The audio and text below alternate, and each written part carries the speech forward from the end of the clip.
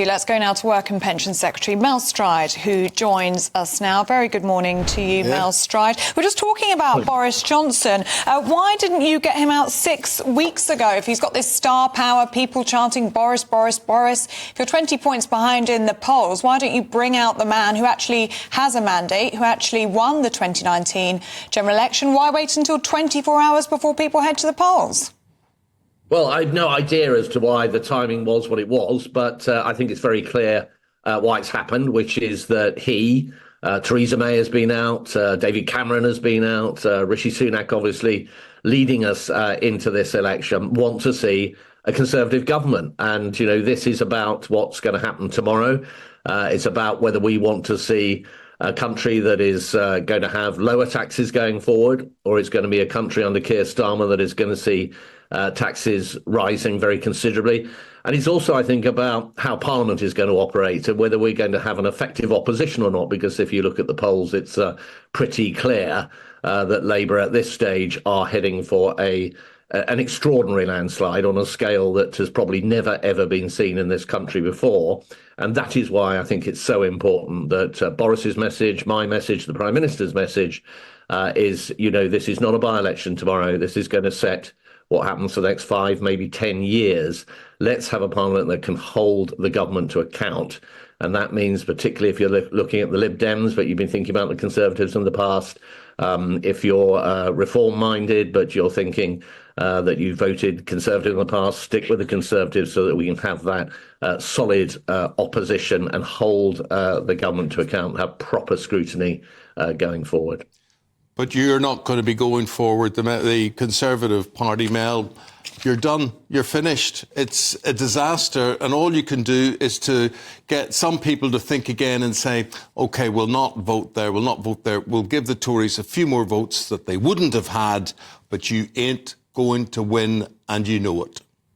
Well, Eamon, I think that's, in a sense, what I've just said. I think it's fairly clear from the polls that they've been consistent for some time now that we are likely tomorrow to be heading to an extraordinary landslide on the part of the Labour Party, not just 1997, not even 1931, but something probably the like of which we've never, ever seen before. And I think that does legitimately throw up questions about scrutiny and opposition going forward. And I say that as having been a chair of the Treasury Select Committee, a cross-party committee where scrutiny has been what we've been all about. And I know how important it is. And look, you know, in 6 months' time, when maybe the shine has come off the Labour government, you know, those taxes have gone up. Some of the things that have been promised are not being promised. The illegal migration has got worse because they've scrapped Rwanda and so on. That's when people will start to look to other parties to take up the challenge and hold that government's feet to the fire. And that's why it's so important people really think tomorrow about which way they vote and not give Keir Starmer a completely Mel, if you could turn the clock back, what would you do differently? You must look at things and say, how did we get it so wrong? Why did we not see this coming? Why didn't we do things earlier? And Boris Johnson may be a big part of all of that, of course.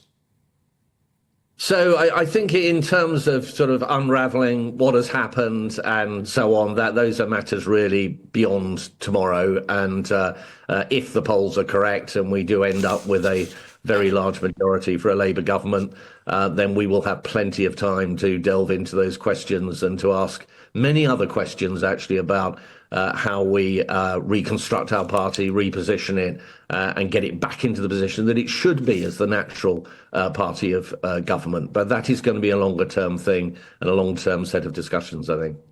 Mel Stride, it is extraordinary to hear you this morning admit that this could be an extinction-level event for the Tories, that this is going to be a historic landslide for the Labour Party. But you're right, the Survation poll out last night suggested that you may not even make up the opposition. It could very well be the Lib Dems that are in opposition on Friday. Suella Braverman saying that the election battle is now over and the focus needs to be on saving the Tories from extinction. She says that battle now needs to begin. Can you save your party from extinction?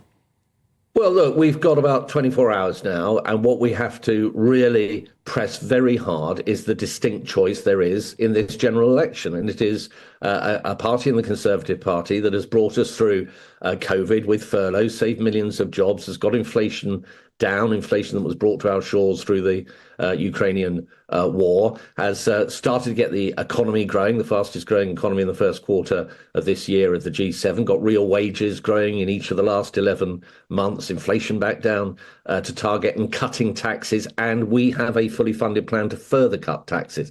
That's what's on the table, financial security with the Conservative Party. The Labour Party are going to hike taxes and they're going to raid your pension. I mean, we had Keir Starmer just yesterday confirming that this retirement tax, this bringing millions of pensioners into income tax on their state pension, will happen under a Labour government. We've got 24 hours to keep pressing that message, and that's what we must do. The Conservatives go on and on about Labour spending and they're going to spend and whatever, but you could also be interpreting that as they're going to prop up our services, they're going to improve our services, our health, our teaching, our roads, all sorts of things that you guys have let go to hell, basically.